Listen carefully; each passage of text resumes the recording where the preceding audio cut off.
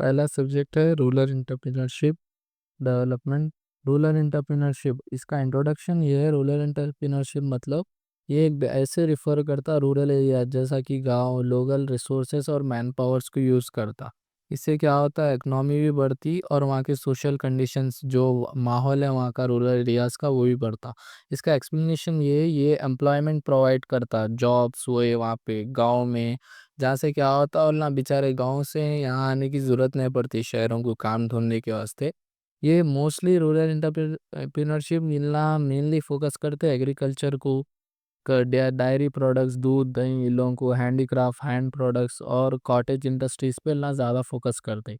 इन लोगों का मेन इल्ला क्या यूज़ करते हैं, इनके रिसोर्सेज में नेचुरल रिसोर्सेज यूज़ करते हैं ना, लैंड, ज़मीन हो गया, पानी हो गया, जंगल हो गया, स्किल्स वो इससे यूज़ करते हैं। ये क्या है, बैलेंस करता है रीजनल डेवलपमेंट और बैकवर्ड्स एरियाज़ को।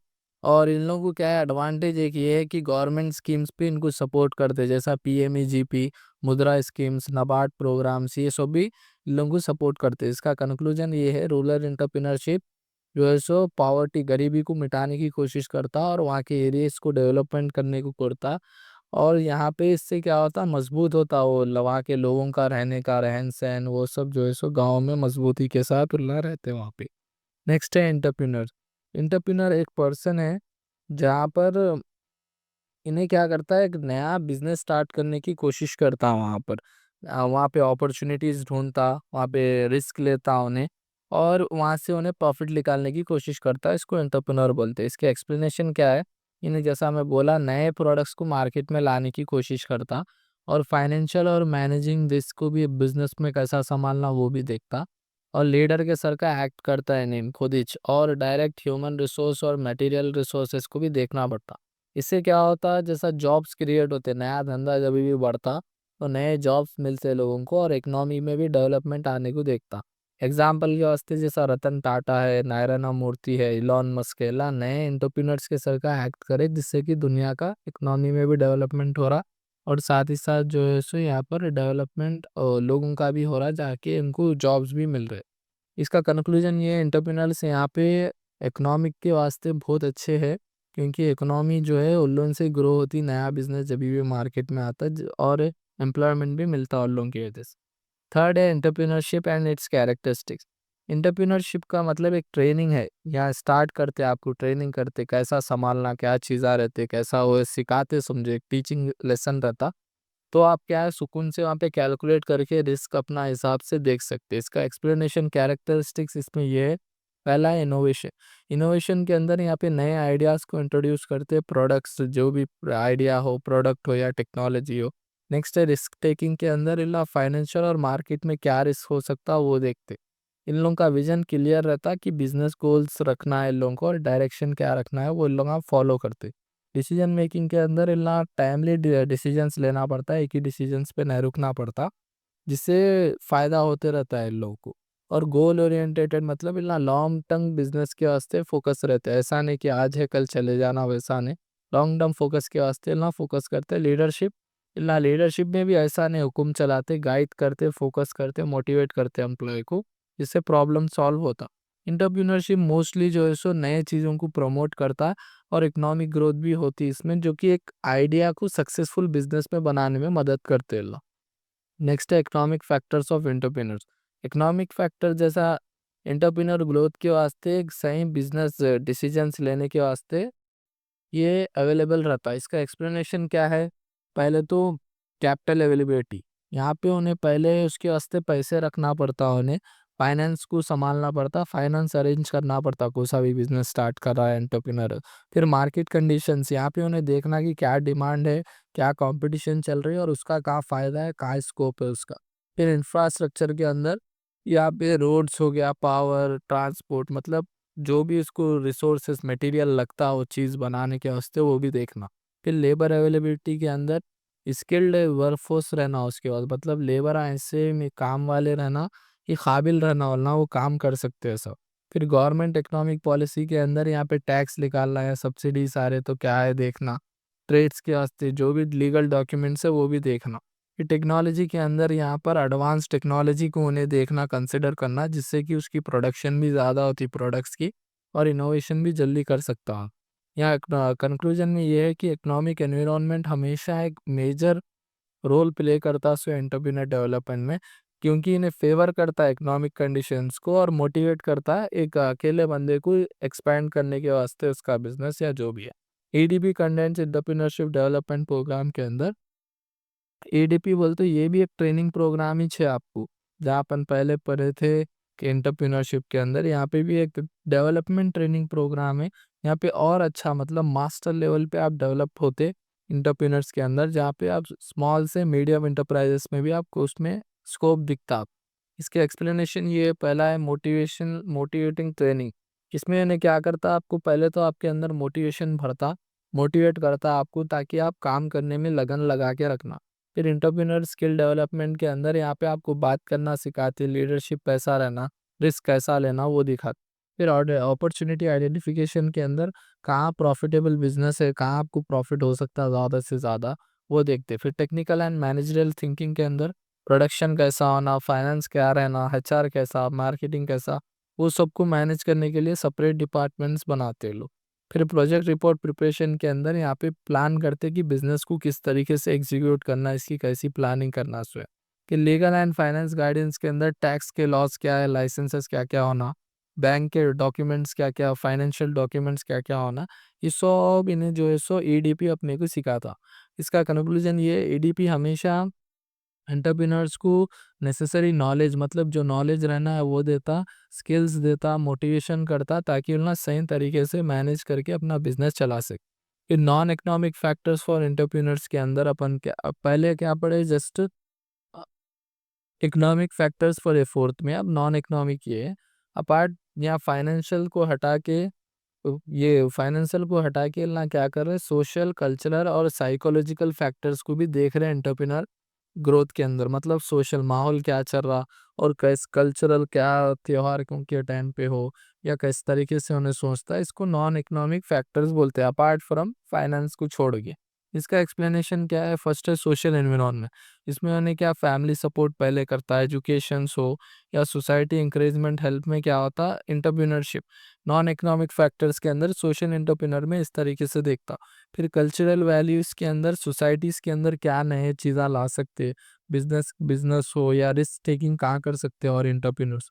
मोटिवेशन एंड एम्बिशन के अंदर इन्हें ज़्यादा से ज़्यादा मोटिवेशन करता ताकि इंडिविजुअल्स अपना बिजनेस स्टार्ट करने की कोशिश करे बोली। फिर ट्रेनिंग एंड एजुकेशन के अंदर बिजनेस ट्रेनिंग के स्किल डेवलपमेंट प्रोग्राम के अंदर इन्हें भी हेल्प करता और ज़्यादा से ज़्यादा बिजनेस की ट्रेनिंग देता। फिर एटीट्यूड एंड कॉन्फिडेंस के अंदर पॉजिटिव एटीट्यूड रखना, लीडरशिप क्वालिटीज़ भी आपके बिजनेस को सपोर्ट करना है डिसीजंस। फिर सोशल स्टेटस एंड रिकग्नाइजेशन, थोड़े लोग ऐसा स्टार्ट करते बिजनेस खाली इज्जत के वास्ते और एक स्टेटस रखना सोसाइटी को, वैसा स्टार्ट करते थोड़े लोग। इसमें क्या है नॉ कंक्लूजन ये है, नॉन इकोनॉमिक फैक्टर्स क्या है इक्वली इम्पॉर्टेंट है एक एंटरप्रेन्योरशिप के माइंडसेट को रखने के वास्ते, जो उन्हें कॉन्फिडेंस बूस्ट करता और इंस्पायर करता अकेले लोगों की कि सक्सेसफुल एंटरप्रेन्योर्स कैसा बनते हुए। ये नेक्स्ट है need for ADP programs, need for ATP. यहाँ पे ज़रूरत क्यों है एडीपी की पूछ रहा हूँ। ईडीपी क्या करता है, हेल्प करता है कि एंटरप्रेन्योर स्किल्स को और अच्छी तरीके से डेवलप करो और स्टार्ट करना, मैनेज करना। तो यहाँ पे ईडीपी का ज़रूरत कहीं को पड़ती है बोले तो to create new entrepreneurs and promote self employment. मतलब नए एंटरप्रेन्योर्स को प्रमोट करना और सेल्फ एम्प्लॉयमेंट मतलब ज़्यादा से ज़्यादा खुद काम करने की कोशिश करने के वास्ते ईडीपी की ज़रूरत पड़ती। यहाँ पे उन्हें ज़्यादा से ज़्यादा मैनेज करना कैसा सिखाता और बिजनेस को किस तरीके से सक्सेस तक लेके जाना वो दिखाता। और रेड्यूस अनएम्प्लॉयमेंट, यहाँ पे इन्हें बेरोजगारी कम करता और नए स्टार्टअप्स को ज़्यादा प्रमोट करता। और रूरल हो या स्मॉल स्केल इंडस्ट्रीज़ को भी इन्हें जो है सो ज़्यादा कंसिडर करता डेवलपमेंट के वास्ते। और प्रोडक्टिविटी और इनोवेशन, यहाँ पे प्रोडक्शन जो भी कर रहे हैं आप वो स्किल के साथ करना, स्मार्ट वर्क भी इन्वॉल्व रहना आपके हार्ड वर्क में वो भी देखता। इन्हें प्रॉपर बिजनेस प्लानिंग के वास्ते हेल्प करता आपको प्रोजेक्ट रिपोर्ट्स बना के और स्टडीज़ के हिसाब से लेके जाने के वास्ते। और इकोनॉमिक ग्रोथ भी जनरेट करता है इन्हें, जैसा कि जॉब्स हो गया, पैसे जो है इकोनॉमिक को भी फ़ायदा पहुंचाने के लिए क्रिएट करता। कंक्लूजन ये है एंटरप्रेन्योरशिप डेवलपमेंट प्रोग्राम्स बहुत ज़रूरी है ताकि बिजनेस स्किल्स आए आपको, इंडस्ट्रियल ग्रोथ भी है और सेल्फ रिलायंट इकोनॉमी भी बन सके बोल के आप इन्हें कोशिश करता। तो right about problems of MSME. MSME का फुल फॉर्म ये है, micro small and medium enterprises को एमएसएमई बोलते हैं। इसके प्रॉब्लम्स क्या है, लास्ट सिग्निफिकेंटली एम्प्लॉयमेंट देते रहते, मतलब रोजगारी देते रहते जीडीपी में, मगर थोड़े ला प्रॉब्लम्स भी फेस करते डेली के वास्ते। मेजर प्रॉब्लम्स इनके ये है, ब्लैक फाइनेंस, यहाँ पे इन लोगों को लोना नहीं मिलके और फाइनेंशियली सपोर्ट ज़रा कम मिलता है इन लोगों को देखे गया तो। रॉ मटेरियल शॉर्टेज, यहाँ पे इन लोगों को जो माल होना प्रोडक्शन के वास्ते वो भी ज़्यादा कॉस्ट में मिलने की वजह से इन लोगों को शॉर्टेज होते रहती। फिर कंपटीशन फ्रॉम लार्ज इंडस्ट्रीज, जैसा कि अब छोटी आप किराने की दुकान डाले, बड़ी जो है सो सुपर मार्केट है उनसे भी डिस्काउंट और ज़्यादा देते, तो वो भी कंपटीशन फेस करना पड़ता है इनको, इम्पोर्टेड प्रोडक्ट्स रहते हो और इनके पास टेक्नोलॉजी ज़्यादा नहीं रहती, पूर इंफ्रास्ट्रक्चर रहता। स्किल लेबर का शॉर्टेज, मतलब सही काम करने वालों की कमी रहती है और लेबर का कॉस्ट भी ज़्यादा रहता। और मार्केटिंग चैलेंजेस के अंदर इतना ग्लोबल मार्केट एक्सेस को भी नहीं कैच कर सकते, उतना लेवल पे नहीं कर सकते मार्केटिंग, जिससे लोगों को मार्केटिंग भी फ्यू चैलेंजेस फेस करना पड़ता। पेमेंट्स में भी डिलेड होते रहते हैं ना, क्योंकि उधारी पे देते रहते हैं, उधारी पे लोग लेते रहते हैं, उसके वास्ते कैश फ्लो भी इन लोगों का नाना बहुत कम रहता। फिर कंक्लूजन ये है, एमएसएमई जो है सो इन लोगों को गवर्नमेंट बहुत ज़्यादा सपोर्ट करना, जैसा फाइनेंस ज़्यादा देना, मॉडर्न टेक्नोलॉजी देना, ताकि ना चैलेंजेस से और आगे आ सकें। यहाँ पे नेक्स्ट है small scale industries, SSI. Small scale industry जो है सो छोटे बिजनेसेस को बोलते हैं। यहाँ पे बहुत कम लिमिटेड इन्वेस्टमेंट रहता और बहुत कम प्रोडक्शन रहता के पास। इतना क्या है, बहुत इंपॉर्टेंट रोल करते हैं इकोनॉमी में डेवलपमेंट करने, जैसा कि इंडिया में। इसके फ्यूचर्स क्या है, पहले तो आपको कम इन्वेस्टमेंट लगता है, मशीनरी में हो या इक्विपमेंट्स में हो। लेबर भी आपको जो है सो ज़्यादा नहीं लेना पड़ता है, जिससे क्या होता है, कम से कम में काम चल जाता। लोकल रॉ मटेरियल लेते, लोकल मैन पावर यूज़ करते हैं ना, यहाँ वहाँ से नहीं लेते, जहाँ मिला वहाँ से ले लेते। और डिसीजन जल्दी लेते हैं ना, और फ्लेक्सिबिलिटी बहुत ज़्यादा रहती है इनके प्रोडक्शन में। जैसा कि एग्जांपल के तौर पे हाथ से बनाते सो चीज़ा, फूड प्रोसेसिंग हो, गारमेंट्स हो, ये जो है सो स्मॉल मैन्युफैक्चरिंग यूनिट्स में आती। फिर रूल क्या है, यहाँ इन्हें क्या करता, रूरल स्पेशली गाँव में या वहाँ पे सेमी रूरल एरियाज़ में इन्हें जो है सो अपना सेटअप करने को देखता। इन्हें एंटरप्रेन्योरशिप को और नए चीज़ों को प्रमोट करने को देखता और सपोर्ट करता कि हैंडक्राफ्ट जो हाथ से बने हुए गुड्स है और स्मॉल जो छोटे गुड्स है उसको एक्सपोर्ट करने के वास्ते। स्मॉल स्केल्स इंडस्ट्रीज जो है सो बैकबोन रहती है इंडिया की, और यहाँ पर कंट्रीब्यूशन एम्प्लॉयमेंट का भी होता है, इनोवेशन और बैलेंस इन रीजनल ग्रोथ का भी रहता। और यहाँ पे क्या है, role of MSMEs in economic development के अंदर, एमएसएमई जैसा बोला मेजर कंट्रीब्यूटर है इंडिया की, क्योंकि माइक्रो स्मॉल और मीडियम इंडस्ट्रीज पे रहते हैं ना, इतना एम्प्लॉयमेंट भी देते हैं आपको और इंडस्ट्रियल ग्रोथ भी देते। एक्सप्लेनेशन इसका ये है कि एमएसएमई पहले तो एम्प्लॉयमेंट जनरेट करता एग्रीकल्चर के बाद, मतलब रोजगार प्रोवाइड करता। इंडस्ट्रियलाइजेशन ऑफ रूरल एरियाज, इन्हें क्या करता है, इंडस्ट्री सेटअप करता रूरल एरियाज में, ताकि रीजनल डेवलपमेंट रहे, वहाँ पे भी डेवलप होना, गांव भी और शहरा भी डेवलप होना हो। इन्हें एक्सपोर्ट प्रमोशंस करता है, ताकि बाहर इंडिया के बाहर भी बेचने की कोशिश करता, ताकि और पैसा इंडिया में आ सके। और एंटरप्रेन्योरशिप्स को इन्हें डेवलप करता, नए एंटरप्रेन्योर्स को डेवलप करके आगे और ज़्यादा फंडिंग को या और ज़्यादा बढ़ाने को देखता। फिर सपोर्ट में इन्हें supply chain, supporting supply chain, मतलब लार्ज इंडस्ट्री हो या स्मॉल हो, इन्हें सप्लाई को सपोर्ट करते रहता बहुत ज़्यादा। इनोवेशन एंड फ्लेक्सिबिलिटी के अंदर नए चीज़ों को भी इन्हें जो है सो बहुत कंसिडर करता, इसका रोल ये है, और इन्हें फ्लेक्सिबल रहता बहुत। कंक्लूजन, एमएसएमई जो है सो एक इंजन है इकोनॉमिक ग्रोथ का, जहाँ पे इन्हें रिडक्शन करता पॉवर्टी, गरीबी को मिटाने की कोशिश करता, इंडस्ट्रीज़ को बढ़ाने की कोशिश करता, और एमएसएमईज़ को पूरा देश को फ़ायदा रहता है एमएसएमईज़ से अगर ग्रो हुए तो।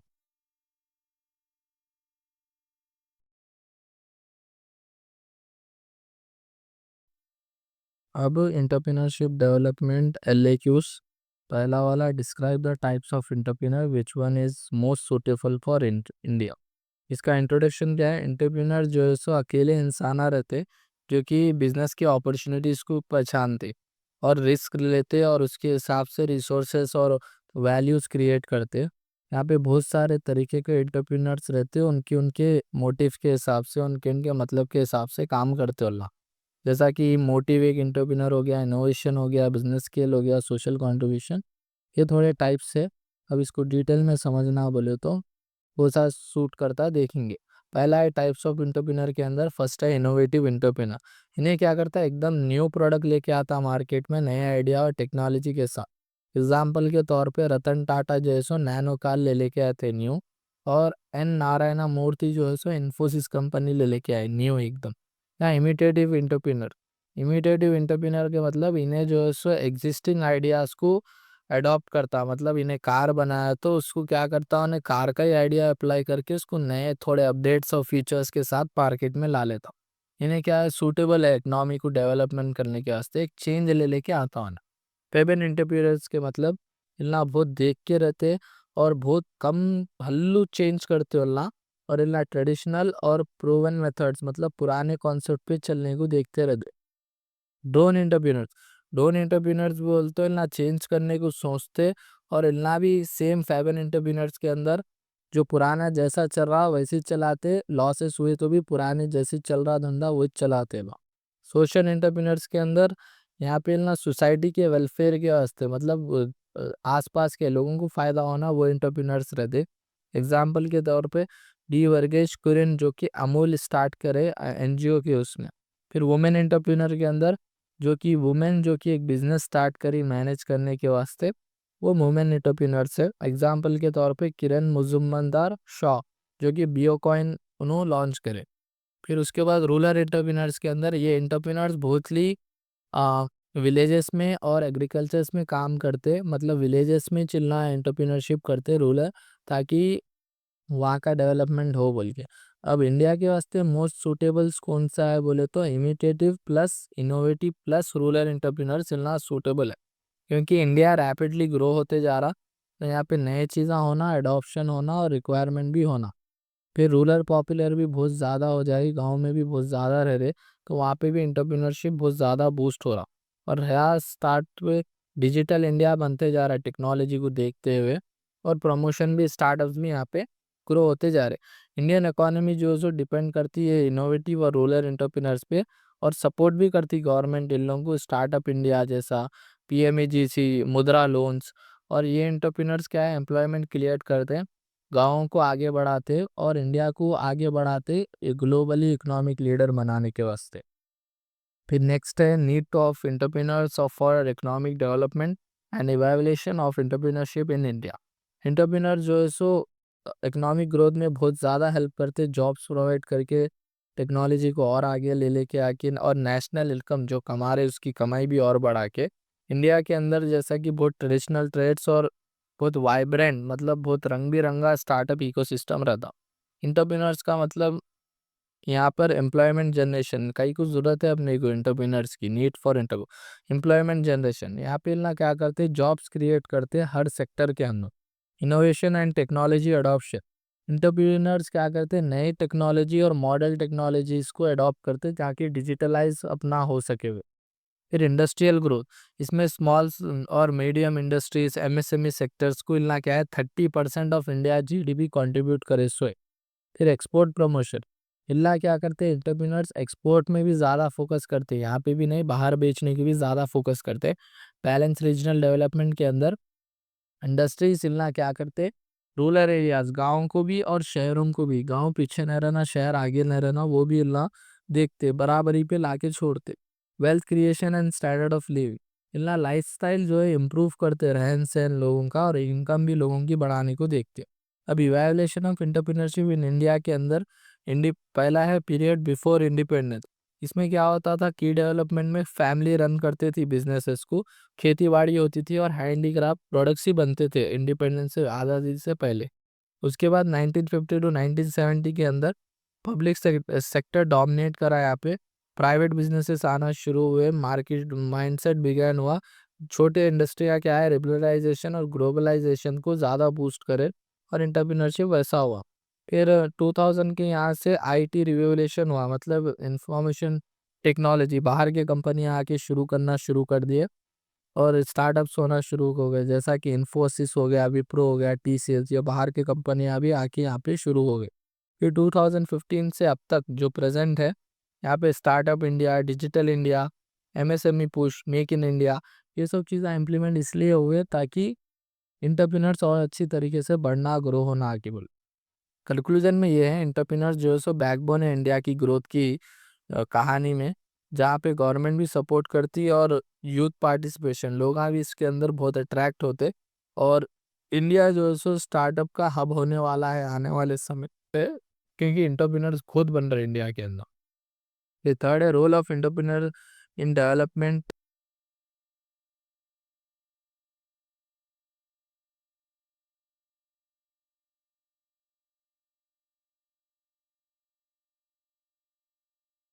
ये जरूरत नहीं है, नेक्स्ट आंसर।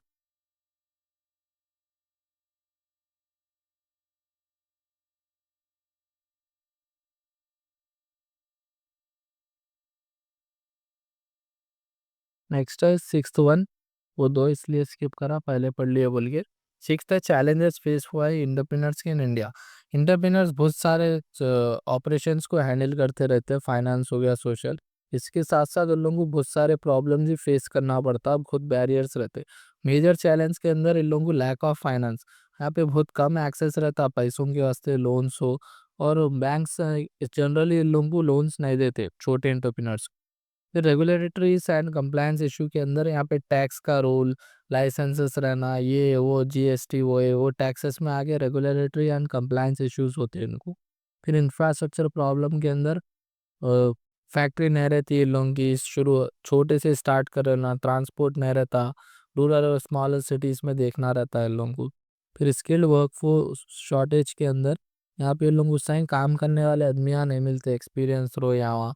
फिर टेक्नोलॉजिकल बैरियर के अंदर ना स्लो अडॉप्ट करते हैं एसएमईज टेक्नोलॉजीज को, और डिजिटल टूल्स नहीं रहते इनके पास, होता है इन्वेस्टमेंट की कैपेसिटी नहीं रहती। मार्केट कंपटीशन के अंदर ई कॉमर्स जैसा आ गया अब, मार्केट में भी बहुत ज़्यादा कंपटीशन हो रहा है इन लोगों का। फिर सोशल एंड कल्चर फैक्टर के अंदर यहाँ पे ना रिस्क लेते, रिस्क का माइंडसेट नहीं रहता इन लोगों का, फैमिली प्रेशर रहता है इन लोगों को, बिजनेस के बारे में ज़्यादा नहीं मालूम रहता। सोल्यूशन इसका ये है कि गवर्नमेंट स्कीम जैसा Mudra loans, skill India, startup India है, डिजिटल अडॉप्शन है, इंक्यूबेटर्स और startup mentorship and angeling fund problem, angel funding platform से, जहाँ पे लोगों को ये फाइनेंस की और सहूलत मिलती। कंक्लूजन में ये एंटरप्रेन्योर चैलेंजेस तो फेस करते, मगर डिजिटल ग्रोथ के अंदर पॉलिसी जो भी इंडिया में स्टार्टअप होती, वहाँ पे ओवरकम चैलेंजेस में रहना पड़ता। फिर सेवंथ वाला है, entrepreneurial motivation theories. Entrepreneurial motivation यहाँ पे क्या एक्सप्लेन करता है कि आप अकेले रिस्क लेना, स्टार्ट करना बिजनेस। मोटिवेशन थियरीज यहाँ पे हेल्प करते हैं उन लोगों को बिजनेस को समझने को और एंटरप्रेन्योर्स के माइंडसेट को समझने को। फर्स्ट की थियरी ये है, एमसी क्लेरलैंड अचीवमेंट मोटिवेशनल थियरी। यहाँ पे एंटरप्रेन्योर इन्हों क्या थियरी में ये सिखा रहे हैं एंटरप्रेन्योर्स क्या करना है, यहाँ हाई नीड फॉर अचीवमेंट, यानी N-ACH इनका फुल फॉर्म है ये थियरी का। यहाँ पे हाई नीड ऑफ अचीवमेंट में ला डिमांड रखना, इंडिपेंडेंस होना और मॉडरेट, ज़्यादा रिस्क नहीं लेना है। एग्जाम्पल के तौर पे इंडियन स्टार्टअप फाउंडर जैसा कि ग्लोबल सक्सेस के उस पर काम कर रहे सो। फिर मैस्लो नीड हायरार्की थियरी के अंदर यहाँ पे इन्हों क्या कर रहे हैं, ह्यूमन नीड क्या मोटिवेशन कर रहे हैं एंटरप्रेन्योर्स को स्टेज वाइज। पहला फर्स्ट है लेवल वन, यहाँ नीड क्या है साइकोलॉजिकल, और लिंक क्या है अर्न मनी को सोचना बोल रहे। फिर सेकंड क्या है सेफ्टी बोल रहे और फाइनेंशियल स्टेबिलिटी रहना बोल रहे। थर्ड सोशल रहना, बिजनेस की नेटवर्क करना। फोर्थ एस्टीम रहना, रिकॉग्नाइज होना आप बिजनेस के लीडर के सर का। फिफ्थ आपका सेल्फ एक्चुअलाइजेशन के अंदर यहाँ पे इनोवेशन करना, आप यहाँ पे ग्रोथ भी करना और क्रिएट भी करना है इम्पैक्ट आपका। फिर थर्ड है इंसेंटिव थियरी, यहाँ पे इंटरप्रीनर्स मोटिवेट करते हैं फाइनेंशियल इंसेंटिव देके, जैसा कि प्रॉफिट्स हो या टैक्स के बेनिफिट्स बचा के उला मोटिवेशन होते। फिर फोर्थ है स्टेटस मोटिवेशन थियरी, यहाँ पे इंडिविजुअल जो भी एंटरप्रेन्योर बनता उन्हें गेन करता प्रेस्टीज, मतलब नाम होता उसका मार्केट में, और सोशल रिकॉग्नाइजेशन रहती। एग्जाम्पल के तौर पर रतन टाटा जो है सोशल कंट्रीब्यूशन, मतलब लोगों के लिए और उनके नए इनोवेशन के लिए फेमस है। मुकेश अंबानी जो है सो अपने ग्रोथ के वास्ते और इंडस्ट्री के लीडरशिप के वास्ते फेमस है। वुमेन एंटरप्रेन्योर्स मोटिवेट करते कि इंडिपेंडेंस अकेले भी आप करके रह सकते बोले। फिर यहाँ कंक्लूजन में ये एंटरप्रेन्योरशिप जो भी है मोटिवेशन जो भी आता वो अचीवमेंट फाइनेंशियल गोल्स के साथ साथ रिकग्नाइजेशन होना और सेल्फ भी फुलफिलमेंट होना आपको, और यहाँ पे हेल्प करना की प्रमोट करने की एंटरप्रेन्योरशिप कल्चर को भी आप प्रमोट करना।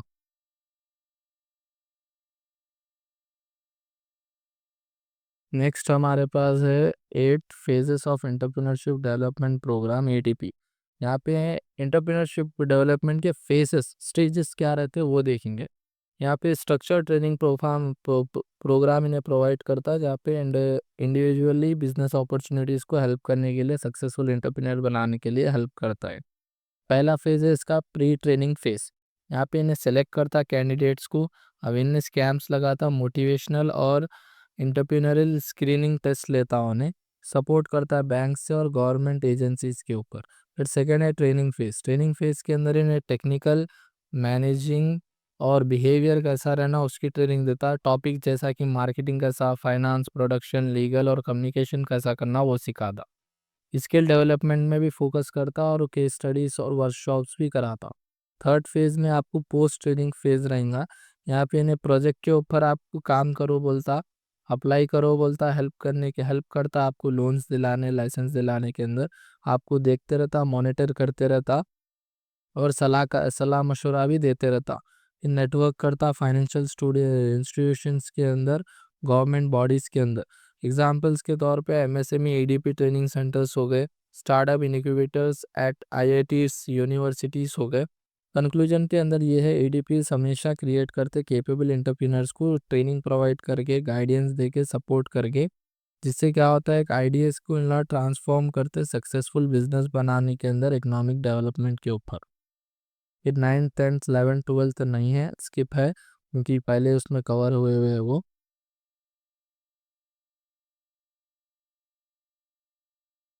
13th वाला MSME role in economic development in India with 3 successful industries.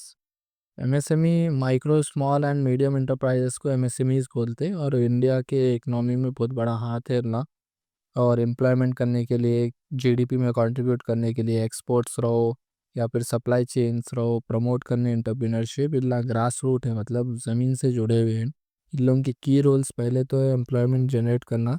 यहाँ पे एमएसएमई हमेशा लेबर्स को फोकस करते हुए जॉब्स क्रिएट करते रहता, अर्बन हो या रूरल एरियाज हो। फिर कंट्रीब्यूशन टू जीडीपी, यहाँ पे एमएसएमई कंट्रीब्यूट करते रहता सिग्निफिकेंट शेयर्स जाके इंडिया के इंडस्ट्रियल्स हो या आउटपुट्स और सर्विसेज हो जीडीपीस में इन्हें कंट्रीब्यूट करते रहता। एक्सपोर्ट्स एंड फॉरेन एक्सचेंज के अंदर भी बहुत सारे एमएसएमई सप्लाई करते एक्सपोर्ट मार्केट्स में, जैसा टेक्सटाइल्स हो गया, फूड प्रोसेसिंग चीज़ों को ना एक्सपोर्ट करते रहते हैं तो कंट्रीब्यूशन आते रहता फॉरेन से भी। फिर इंडस्ट्रियल लिंकेज, यहाँ पे ना क्या करते हैं बड़े इंडस्ट्रियों के साथ भी टाई अप रहता है ला, जो कि कंपोनेंट्स या सर्विसेज भी ला प्रोवाइड करते हैं बड़े इंडस्ट्रीज़ को। रीजनल डेवलपमेंट के अंदर जहाँ जहाँ इनना छोटे छोटे इंडस्ट्रीज़ मतलब इनके टाउन्स में लगाए हुए हैं, वहाँ पे भी अर्बन माइग्रेशन मतलब गांव से लोग निकल के शहर में नहीं आती, वहीं का वहीं इनको काम मिल जाता, तो रीजनल भी डेवलपमेंट होता रहता है इनका। फिर इनोवेशन एंड फ्लेक्सिबिलिटी के अंदर एमएसएमई हमेशा नई चीज़ों को अडॉप्ट कर लेते जल्दी, टेक्नोलॉजी हो या फिर कुछ भी, और चीज़ें को वो हिसाब से कस्टमाइज़ करते लोकल मार्केट के वास्ते। यहाँ पे इनका सोशल इम्पैक्ट, यहाँ पे ना सेल्फ एम्प्लॉयमेंट प्रमोट करते हैं और एम्पावर करते हैं कि वुमेन एंटरप्रेन्योर्स को और ज़्यादा रहना ताकि उन लोगों के घरों में से निकलना बोलकर। यानी यहाँ पे 3 सक्सेसफुल एमएसएमई इंडस्ट्रीज का एग्जांपल है, textiles and April cluster. Example के लिए त्रिपुरा और सूरत, यहाँ पर जो है सो थाउजेंड्स ऑफ छोटे छोटे फैक्ट्रीज लगे हुए हैं जो कि मेजर है इंडिया के वास्ते टेक्सटाइल्स मतलब कपड़ा हो ये सो। फिर इंजीनियर्स एंड ऑटो एक्लरीज के अंदर यहाँ पे कोयम्बतूर एंड लुधियाना, ये जो यहाँ पे ना कंपोनेंट्स बनाती मतलब ऑटोमोबाइल्स के हो या जो भी चीज़ों के, तो डोमेस्टिक मतलब पूरे इंडिया में इन लोगों के सप्लाई रहता। फिर थर्ड है फूड प्रोसेसिंग और एग्रो इंडस्ट्रीज़ के अंदर, यहाँ पे most probably small FPOs Punjab और उत्तर प्रदेश के अंदर से फार्मर्स प्रोडक्शंस रहता जहाँ पे फार्मर्स की इनकम बढ़ते रहती। कंक्लूजन में ओवरऑल ये है कि एमएसएमई बैकबोन है इंडिया का, जहाँ पे खुद बनाता हो उन्हें सर्विस सेक्टर्स के लिए, और फाइनेंस भी बेटर होता है, टेक्नोलॉजी भी, और मार्केट के लिंकेज भी बढ़ते रहते कंट्रीब्यूशन के हिसाब से, और आगे भी बढ़ते रहते। नेक्स्ट है 14th वाला, objective and characteristics of small scale industries. Small scale industries जो है सो बहुत कम कैपिटल के साथ और प्रोडक्शन के साथ बिजनेस में आती, और इसके साथ साथ इन लोगों को क्रूशियल रहता है एम्प्लॉयमेंट के वास्ते भी, ये एम्प्लॉयमेंट को क्रूशियल रहता, और रीजनल बैलेंस रहता है एंटरप्रेन्योरशिप डेवलपमेंट के। इसके ऑब्जेक्टिव क्या है? एम्प्लॉयमेंट जनरेशन, यहाँ पे इन्हें लार्ज स्केल में एम्प्लॉयमेंट प्रोवाइड करता कम से कम कैपिटल में। बैलेंस रीजनल डेवलपमेंट, जैसा कि गाँव को और शहरों को भी इन्हें दोनों को बराबरी पे रखने की कोशिश करता। एंटरप्रेन्योरशिप को प्रमोशन देता छोटे बिजनेस ओनर्स को, और लोकल रिसोर्सेज को भी यूज़ करने की कोशिश करता, लोकल अवेलेबल रहना रॉ मटेरियल्स और स्किल्स। प्रमोशंस, एक्सपोर्ट मतलब इंटरनेशनल मार्केट में भी इसकी चीज़ों को जाने की कोशिश करता है इन्हें। Large industry support, large industries के अंदर सप्लाई करता चीज़ें लार्ज इंडस्ट्री को, वहाँ पे भी सपोर्ट करता। कैरेक्टरिस्टिक्स इसमें जैसा कि पैसे कम लगते, प्लांट लेबर इंडस्ट्री ज़्यादा जॉब्स रहते, कम कैपिटल में, फ्लेक्सिबिलिटी रहता मार्केट की एंड अडेप्टेबिलिटी, मार्केट जैसा मूव हुआ वैसा मूव हो सकता है इन्हें। लोकल ओनरशिप रहती है इनकी, मैनेजमेंट रहता, प्रोडक्शन बहुत कम मतलब लिमिटेड रहता, ज़्यादा नहीं कर सकते ना, तो नॉर्मल टेक्नोलॉजी का यूसेज करते ना लार्जर यूनिट्स पे, जल्दी लगा सकते आप और जल्दी इसमें चीज़ों को एग्जीक्यूट कर सकते हो। एग्ज़ाम्पल के लिए आप देखो, हैंडक्राफ्ट के, फूड प्रोसेस के, या गारमेंट्स यूनिट्स मतलब कपड़ों के, खाना बनाने का, या हैंडक्राफ्ट के मटेरियल जो है यहाँ पे जनरेट करते हो लोकल एम्प्लॉयमेंट। कंक्लूजन में एसएसआई मतलब स्मॉल स्केल इंडस्ट्रीज़ या सोशल और इकोनॉमिक ऑब्जेक्ट्स को भी प्रमोट करता है एम्प्लॉयमेंट देते हुए, और डिसेंट्रलाइज करता ग्रोथ को और एंटरप्रेन्योरशिप को। यहाँ पे पॉलिसीज़ को इन्हें हमेशा देखते रहता है, टेक्नोलॉजी और मार्केट एक्सेस को भी कंसिडर करते रहता है इन्हें। Next question, scope of small scale and micro industries in next 10 years in India. यहाँ पे क्या है, इंट्रोडक्शन में इन्हें बोला अगले 10 सालों में स्मॉल और माइक्रो इंडस्ट्रीज़ कहाँ रहती, बिग अपॉर्चुनिटी है, और बहुत ज़्यादा डिजिटलाइजेशन हो रहा, गवर्नमेंट भी बहुत सपोर्ट कर रही, ग्लोबल भी अपना प्रोडक्ट जाने का बहुत वो है, तो आराम से ग्रोथ होते अपन नेक्स्ट 10 ईयर्स में। ड्राइवर्स ऑफ ग्रोथ, यहाँ पे ड्राइवर्स ऑफ ग्रोथ के अंदर फर्स्ट है पॉलिसी सपोर्ट। यहाँ पे पॉलिसीज़ अपने सपोर्ट में रह रही एंटरप्रेन्योर्स के अंदर, मतलब स्मॉल के स्केल और माइक्रो इंडस्ट्रीज़ को सपोर्ट्स कर रहे पॉलिसीज़, जैसा कि push via make in India, production linked intensive PLI, startup India हो गया, एनहांस MSME स्कीम्स हो गई, यहाँ पॉलिसी सपोर्ट में रहा। फिर डिजिटल अडॉप्शन, जैसा कि UPI payments, market places, cloud tools, यहाँ पे अफोर्डेबल हो जा रहे स्मार्टफोन्स के अंदर, जो कि इजी एक्सेस मिल जा रहा मार्केट और सर्विसेज को अपने को। फिर ग्लोबल सप्लाई चेन रिलायनमेंट, यहाँ पे कंपनीज हमेशा सिंगल सोर्स से अवेयर रहती, मतलब एक के ऊपर डिपेंड नहीं रहती, और अपने को ज़्यादा से ज़्यादा मैन्युफैक्चरिंग यूनिट्स जो है सो इंडिया के अंदर MSMEs में बन रहे। उसके बाद रूरल डिमांड ग्रोथ, यहाँ पे रूरल जो गाँव या जो पिछड़ा शहर्स है, और बहुत ज़्यादा इनकम जनरेट कर रहे, बहुत ज़्यादा ग्रोथ हो रहा उन लोगों के अंदर। ग्रीन इकोनॉमी एंड सस्टेनेबिलिटी के अंदर स्मॉल फिल्म, जैसा कि सोलार, रिसाइकिल, एग्रीकल्चर टेक, या बहुत ज़्यादा एक्सपैंड हो रहे हैं उनका। फिर फिनटेक एंड अल्टरनेटिव फाइनेंस के अंदर NBFCs, फिनटेक लेंडर्स यहाँ पे क्या कर रहे हैं, इन्वॉइसेस दे रहे वर्किंग कैपिटल्स को आसान बनाने के उसमें। फिर sectors with high scope, high scope मतलब ज़्यादा इन लोगों को चांस कहाँ है ग्रो करने का, फूड प्रोसेसिंग में है और कोल्ड चेन यूनिट्स में है।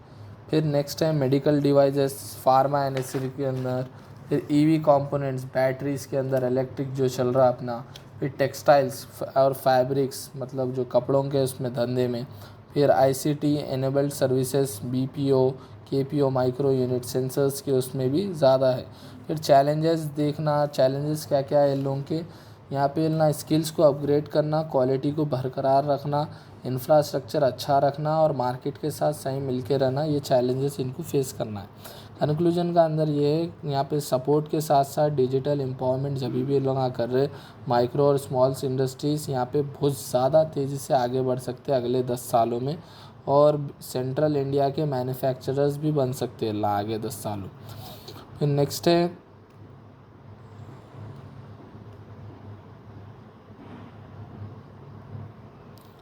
17 entrepreneur growth opportunities in MSMEs in India.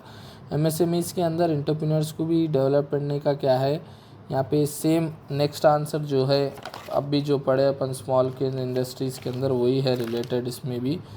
इसमें थोड़ा डिटेल है। हाई पोटेंशियल अपॉर्चुनिटीज़ एरिया जैसा कि एग्रीकल्चर्स के अंदर हाई पोटेंशियल है, कोल्ड चेन हो गया, वैल्यू चेन, ऑर्गेनिक फूड और फार्म टू फोर्क मॉडल्स भी यहाँ पे बहुत ज़्यादा ट्रेंडिंग में चल रहे हैं। इसके अंदर अपॉर्चुनिटी है उनको। फिर renewable energy and clean tech के अंदर सोलार लगाना, बैटरी स्टोरेज, वेस्ट मैनेजमेंट के अंदर।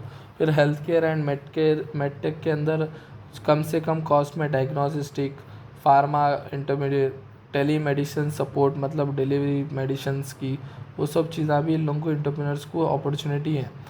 फिर EV ecosystem and components, chargers banana, wiring रहना, बैटरीज ये वो बनाने के अंदर भी सपोर्ट मिल रहा है। फिर textiles and technical fibres suitable fashions के अंदर यहाँ पे इको फ्रेंडली मटेरियल का यूज़ करके लोग टेक्सटाइल्स कपड़े बना रहे, एक्सपोर्ट भी कर रहे बाहर को। फिर digital service and SaaS for SMEs, यहाँ पे अकाउंटिंग रखना, इन्वेंट्री रखना और लास्ट माइल मतलब डिलीवरीज भी देना प्लेटफॉर्म्स पे, ये सब इन लोगों को अपॉर्चुनिटीज़ मिलते जा रहे। स्किल्स एंड वो वोकेशनल ट्रेनिंग के अंदर डिमांड करना, ट्रेनिंग सेंटर्स को देखना, क्लासरूम मॉडल्स हो। ई कॉमर्स स्टैब्लिशमेंट के अंदर छोटा सेलर भी रहा तो नहीं क्या कर रहा, मार्केट अपनी प्रोडक्ट्स को ऑनलाइन करके उसको बड़े लेवल पे बेच सक रहा उन्हें इंसेंटिव्स पे। फिर इनेबल्स फॉर ग्रोथ के अंदर एक्सेस टू फाइनेंस, यहाँ पे इन लोगों को डिस्काउंट मिल जा रहा, लोन्स मिल जा रहे। फिर नेक्स्ट है क्लस्टर डेवलपमेंट एंड इंक्यूबेटर्स के अंदर फैसिलिटीज़ क्या कर रही, रिड्यूस कर रही कॉस्ट में। फिर गवर्नमेंट के इंसेंटिव अलग मिल रहे पीएलआई स्कीम्स के ज़रिए। फिर पब्लिक प्राइवेट पार्टनरशिप अलग मिल रही, लोगों से हो, फंडिंग हो, जिसमें भी। तो एमएसएमईज हमेशा क्या कर रहा, कैपिटलाइज कर रहा टेक्नोलॉजी को और पॉलिसीज़ को, जिससे क्या हो रहा, मार्केट में डाइवर्सिफिकेशन आके ग्रोथ करना बहुत ईजी हो जा रहा। सक्सेस यहाँ पे डिपेंड कर रहा फाइनेंस हो, टेक्नोलॉजी अडॉप्शन हो मार्केट में, यहाँ पे इजीली आप कर सक रहे।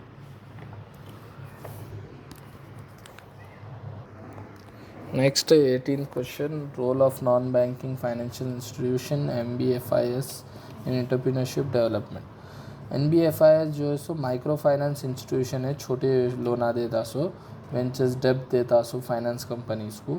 यहाँ पे कॉम्प्लीमेंट्स बैंक ये क्या करते हैं, इंपॉर्टेंट रोल प्ले करते हैं फंड करने के लिए, सपोर्ट करने के लिए एंटरप्रेन्योर्स को। इसके की रोल्स क्या है, credit access for under served segments, यहाँ पे इन्हें क्या करता, लोन्स देता, collateral light loans, invoice finance हो गया, स्मॉल टिकट लोन्स देता है यहाँ पे एमएसएमईज को और छोटे एंटरप्रेन्योर्स को लोन देता है। फिर फ्लेक्सिबल प्रोडक्ट्स के अंदर इन्हें वर्किंग कैपिटल ऑफर करता है, इक्विपमेंट फाइनेंस देता मतलब मशीनरी को भी होना, माइक्रो लोन्स होना, या सीजनल क्रेडिट भी देता उन्हें, मतलब जब आपका कारोबार ये सीज़न में ज़्यादा चलता है या कोई भी चीज़ में, तो एमएसएमई कैश साइकिल भी रहता है, इसमें फ्लेक्सिबल है आपको लोन्स मिलना। फिर risk absorption and innovation financing, यहाँ पे जो भी इन्हें कर्जे देता या फाइनेंस देता है, या एक रिस्क और कैपिटल को स्टार्टअप पे देखते हुए देता है इन्हें, जहाँ पे आपको ओवर पैसे न दे देता या कम पैसे नहीं, आपको स्टार्ट करे होते पैसे देता। फिर finance inclusion and micro credit, यहाँ पे MIFS और SHGs जो है लेंड करते रूरल एंटरप्रेन्योर्स को और वुमेन माइक्रो एंटरप्रेन्योर्स को भी इन्हें सपोर्ट करता है, ऐसा नहीं खाली मेल माइक्रो एंटरप्रेन्योर्स को। फिर नेक्स्ट है एडवाइजरी सर्विसेज, यहाँ पे थोड़े NBFIs क्या करते हैं, मॉनिटर भी करते, आपको मेंटरिंग भी करते, सिखाते करते, बोलते भी मार्केट में कैसा रहना, और गवर्नमेंट स्कीम्स के साथ भी आपको सपोर्ट करते। फिर bridge financing and supply chain finance, इनमें इन्हें डिस्काउंट देता आपको और फैक्टर करता कि कैश फ्लोस आपके ईजी से ईजी इम्प्रूव हो बोल के। फिर माइक्रो फाइनेंस इंस्टीट्यूशन जैसा कि SKF, उज्जैन अलियर्स, ये क्या है, रूरल से माइक्रो एंटरप्रेन्योरशिप बने सो इनू। फिर NFCs जैसा टाटा कैपिटल हो गया, बजाज फाइनेंसरी हो गया, इनना क्या करते हैं, आपको इक्विपमेंट्स मतलब जो भी आप मशीनरी ले रहे हो उसके ऊपर लोन्स देते। कंक्लूजन में ये है कि इन्हें NBFIs क्या है, क्रिटिकल जो भी गैप्स रहते ट्रेडिशनल बैंक्स के लिए या ऑफ़र करने के लिए, इन्हें थोड़ा आपको सपोर्टिव है दूसरे बैंक्स के कंपेयर के हिसाब से फाइनेंशियल के वास्ते, तो आपको एंटरप्रेन्योर्स के अंदर रुकावट नहीं आना। पर्टिकुलरली छोटे वाले बहुत स्मॉल और माइक्रो एंटरप्रेन्योर्स को इन्हें बहुत ज़्यादा सपोर्ट करता। फिर नेक्स्ट है 19th one, role of commercial bank in building entrepreneurship. Commercial bank जो है सो पहले तो फॉर्मल फाइनेंसर से इतना मल्टीपल रोल करते हैं एंटरप्रेन्योरशिप को सपोर्ट करने। क्रेडिट हो गया, एडवाइजरी हो गया, या प्रमोशनल इंटेंसिव्स के। इनके की कॉन्ट्रीब्यूशंस क्या है, लेंडिंग एंड क्रेडिट प्रोडक्ट्स। यहाँ पे टर्म लोन देते हैं वर्किंग कैपिटल के साथ, ओवरड्राफ्ट्स हो, MSME स्पेसिफिक प्रोडक्ट्स के अंदर। एग्जांपल मुद्रा लोन्स जो है सो देते गवर्नमेंट के सपोर्टिव से वाइवा बैंक को।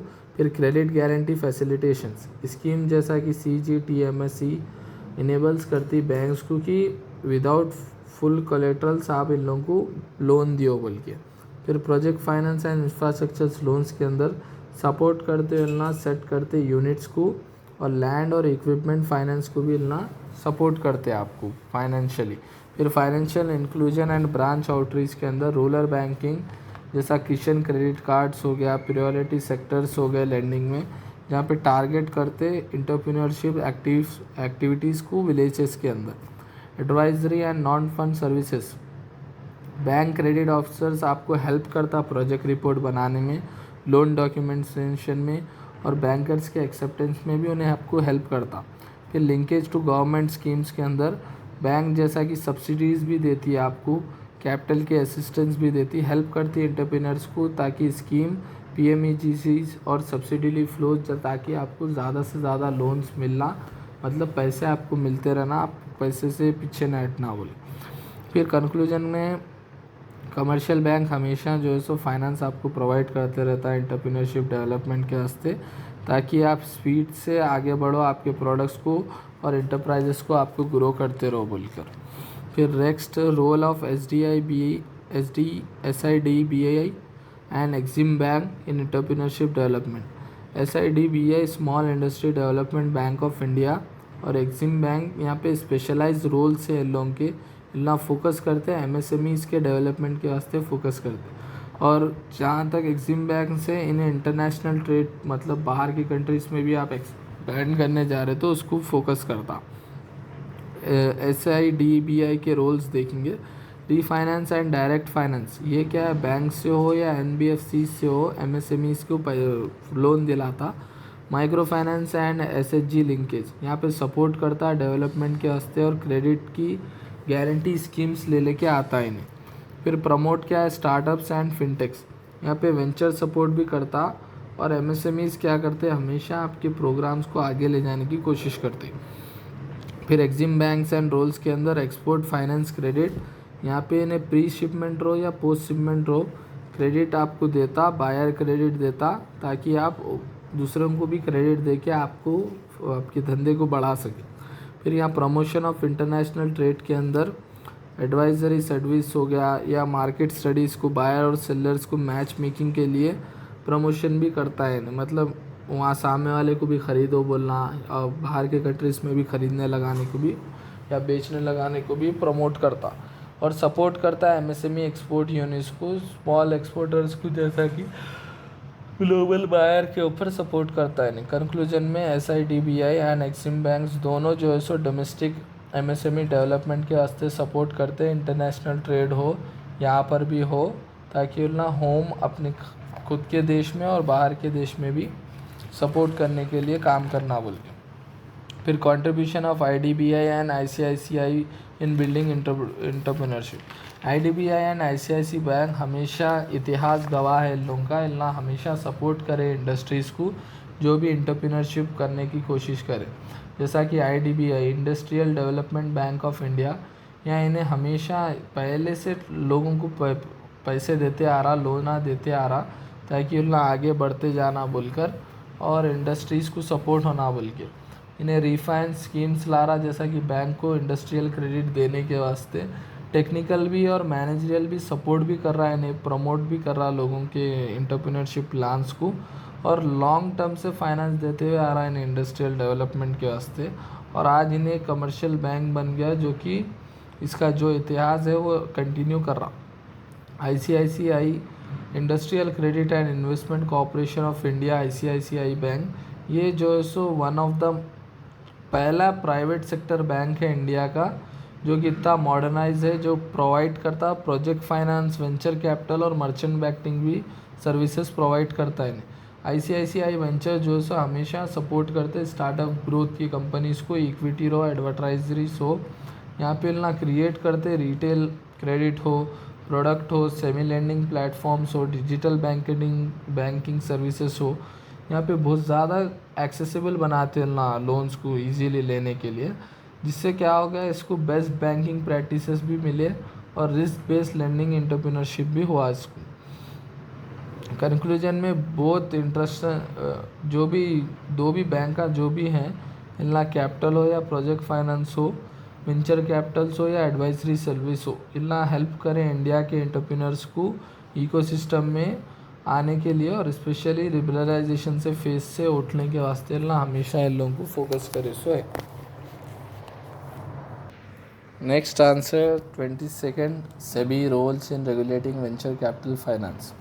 Introduction, security and exchange board of India को सेबी बोलते हैं। इन्हें क्या करता है, security market, mostly stock market को रेगुलेट करता, मीन्स पुलिस है स्टॉक मार्केट, और इसका इतना ही रोल इसमें भी है वेंचर कैपिटल वीसी को भी रेगुलेट करना, ताकि इन्हें प्राइवेट इक्विटीज़ जो भी है प्रोटेक्ट करना, इन्हें इन्वेस्टर जो भी इन्वेस्ट कर रहे हैं, मेक श्योर इन्हें ये करता है कि ट्रांसपेरेंसी रखना, आप खुला बोलना जो भी है। सभी का रोल क्या है वीसी रेगुलेशंस के अंदर, पहले इन्हें रजिस्ट्रेशंस एंड रेगुलेशंस देखता, सभी जो भी प्रेस्क्राइब्स उसके नॉर्म्स क्या है, रजिस्ट्रेशन फॉर्म्स के, जो भी अल्टरनेटिव इन्वेस्टमेंट्स फंड एआईएफएस जो भी देता उन्हें, जो कि इसके कैटेगरीज में आते वीसी फंड्स को, वो देखता कि रजिस्ट्रेशन सही रहना उन लोगों का, ये वो होशियारियाँ नहीं करना उसके अंदर। फिर डिस्क्लोजर नॉर्म्स के अंदर सभी ये मैंडेटरी कर दिया कि इन्वेस्टर जो भी है उन्हें डिस्क्लोज करना, कब उन्हें वापस दे रहा, क्या उसकी वैल्यूएशन है, किसके ऊपर उन्हें फंडिंग ले रहा, कैसा वापस कर सकता है, इसको कैसी ग्रोथ रह सकती है, वो सब डिस्क्लोज करना। फिर इन्वेस्टर्स प्रोटेक्शन के अंदर ये रेगुलेशन जो भी स्पॉन्सर कर रहे हैं उसको यहाँ पे इन्वेस्टमेंट रिस्ट्रिक्शंस लगाया उन्हें, केवाईसी या एएलएम कंप्लायंस लगा के, ताकि इन्वेस्टर्स का पैसा सेफ रहना है, स्कैम नहीं होना उन लोगों के साथ भी। ये fund raising and placement rules के अंदर जो भी रूल्स इन्हें प्लेसमेंट रख रहा मेमोरेंडम के अंदर, यहाँ पे जो भी मार्केटिंग हो रही, जहाँ से पैसा आ रहा है इसको, यहाँ पे उन्हें मेक श्योर करता है यहाँ पे सही तरीके से आना, इलीगल तरीके से नहीं आना बोल के। एग्जिट एंड लिक्विडिटी फ्रेमवर्क्स के अंदर सभी जो भी गाइडलाइन सेट कर आप बाहर जाने के वास्ते या फिर से ख़रीदने के लिए, तो मेक श्योर करना वो पब्लिक मार्केट में भी वैसी इस तरीके से ख़रीद बेच सकना, आप अलग ऐसा नहीं कर सकना चेंजेस। कंक्लूजन में सभी जो है सो हमेशा से फ्रेमवर्क और प्रोफेशनलाइज्ड वे में वेंचर कैपिटल को रखा सो इंडिया में, ताकि ट्रांसपेरेंसी रखना और इन्वेस्टर्स का कॉन्फिडेंस भी रहना, और इकोसिस्टम्स में भी मैच्योरिटी आना और सही तरीके से काम करना होने में। फिर next 23, evaluation and growth of venture capital in finance in India. Venture capital जो भी है ये एक फाइनेंसर है जो कि 1980s से अब तक ग्रोथ हो रहा स्टार्टअप्स के वास्ते, 2000 से 2020 तक सपोर्ट कर रहा है टेक्नोलॉजीज़ को और हाई ग्रोथ इंटरप्राइजेस की। इवैल्यूएशन स्टेजेस क्या है इसके देखेंगे। 1980s से 1990s तक अर्ली वेंचर कैपिटल्स के अंदर आईसीआईसीआई और यूटीआई वेंचर्स थे, जहाँ पे बहुत कम कैपिटल था इन लोगों को और इनफॉर्मल स्ट्रक्चर्स थे इन लोगों के। फिर 1990s जो कि एक लिबरलाइजेशन का स्टेज था, जहाँ पे फॉरेन बाहर के वेंचर कैपिटल्स आना शुरू हुए, P price to earnings films आना शुरू हुए, जहाँ पे प्राइवेट इक्विटी मार्केट शुरू हुआ।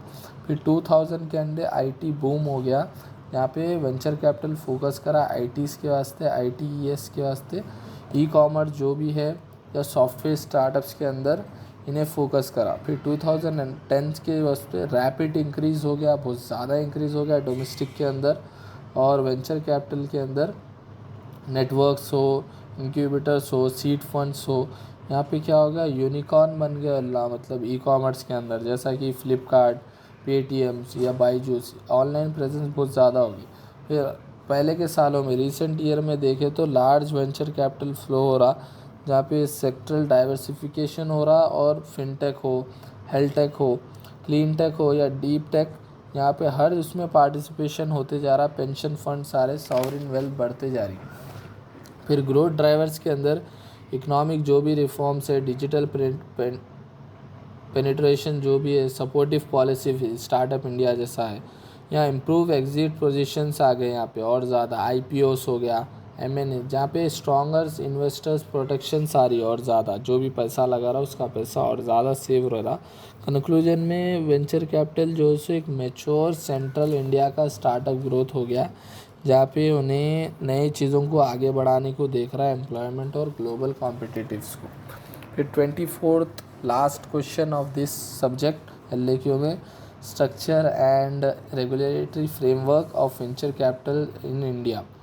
यहाँ पे वेंचर कैपिटल फंड्स जो इंडिया में ऑपरेट होते हैं, ये बहुत लीगल और रेगुलेटरी स्ट्रक्चर है, जहाँ पे गवर्नेंस इंश्योर करती है इसको, जाकि इन्वेस्टर का पैसा प्रोटेक्ट रहना मार्केट में इंटीग्रिटी के साथ। स्ट्रक्चर इसका क्या है, फंड व्हीकल इन्हें पहले सेटअप करती है ट्रस्टेड, जैसा कि सेबी हो गया, एआईएफएस हो गया और एलएलपीज कंपनीज को। फिर कैटेगरी करती है अंडर सेबीज के अंदर क्या है, ऑल्टरनेटिव इन्वेस्टमेंट फंड, एआईएफए फ्रेमवर्क जो भी है, यहाँ पे कैटेगरीज बनाती हैं। पहली कैटेगरी एआईएफए की वेंचर फंड, जैसा कि सोशल वेंचर फंड्स प्रमोट करती है एंटरप्रेन्योरशिप को, ताकि उन्हें उसका फेवरेबल जितना होना है उतने पैसे उसको मिल जाना बोल। फिर कैटेगरी 2 एआईएफएस की, यहाँ पीई फंड, यहाँ पे लेवरेज नहीं देते आपको, इन्वेस्ट करते अनलिस्ट में फर्म्स में इन्वेस्ट करते हो उसको। फिर कैटेगरी फिल्म्स के अंदर थर्ड कैटेगरी एएफएस में या हेज फंड्स, यहाँ पे स्ट्रैटेजीज लगा के और ज़्यादा उधार लेने, हायर लेवरेज की भी आपको इसमें परमिट मिलती। फिर स्टेक होल्डर्स के अंदर जैसा स्पॉन्सर हो गया, जीपी फंड मैनेजर जो भी है, लिमिटेड पार्टनर्स जो भी है, पेंशन फंड्स हो, एनआईस इंस्टीट्यूशन हो, यहाँ पे इन्वेस्टमेंट्स कमिटीज़ ट्रस्टीज़ रहते जो कि स्टेक होल्डर्स मतलब आपकी कंपनी के हिस्सेदार रहते। फिर रेगुलेटरी फ्रेमवर्क से भी यहाँ पे रजिस्ट्रेशन, एआईएफई जो भी है यहाँ पे रजिस्टर रहना सेबी के साथ, और उनका जो भी क्राइटेरिया है कैपिटल का और स्पॉन्सर कंट्रीब्यूशन फर्म में उतना मिनिमम उतना क्राइटेरिया सेट रहना उन लोगों का। फिर डिस्क्लोजर एंड रिपोर्टिंग के अंदर रेगुलर रिपोर्ट करते रहना सेबी को कि उनकी वैल्यूएशन क्या क्या है और इन्वेस्टमेंट का पैसा क्या कहाँ यूज़ कर रहे हो आप और कितना वापस दे रहे हो, सब इंश्योर करना हो। फिर इन्वेस्टमेंट रेस्ट्रिक्शन, यहाँ पे लिमिट रहती है लेवरेज के ऊपर भी और थर्ड पार्टी के इन्वेस्टमेंट्स में भी, ताकि ज़्यादा पैसा उसमें डाल के ओवर फंडिंग नहीं कर देना और स्कैम्स नहीं होना बोलते। फिर गवर्नेंस के अंदर मैंडेटरी स्पॉन्सर कंट्रीब्यूशन रहना और ऑडिट्स भी होते रहते, चेकिंग भी होते रहती ट्रस्टीज़ के ओवरसाइट को, और एंटी फ्रॉड मेजर्स जैसा कि केवाईसीज और एएमएलएन्स कंप्लीशंस भी होते रहना, आपके केवाईसी कराना आप कोई भी रहो। फिर इन्वेस्टर्स प्रोटेक्शंस के अंदर ट्रांसपेरेंसी रहना इनके फ़ीस की और इंटरेस्ट नॉर्म्स रहना, जाकि रेडल्सर्स इनको मिलते रहते बोल कहाँ इन्वेस्टर्स का पैसा प्रोटेक्ट रहना, ये नहीं होना भाग जाना और ले लेके पैसा और लोगों का, ऐसा नहीं होना। फिर कंक्लूजन के अंदर सेबी जो है सो एआईएफएस के फ्रेमवर्क्स को बहुत प्रोफेशनलाइज देखता वेंचर कैपिटल फंड्स के अंदर और इम्प्रूव करता गवर्नेंस, और मेड इंडिया को क्या करता है, अट्रैक्टिव डेस्टिनेशन बनाता डोमेस्टिक रो या इंटरनेशनल वेंचर कैपिटल इन्वेस्टमेंट्स के अंदर।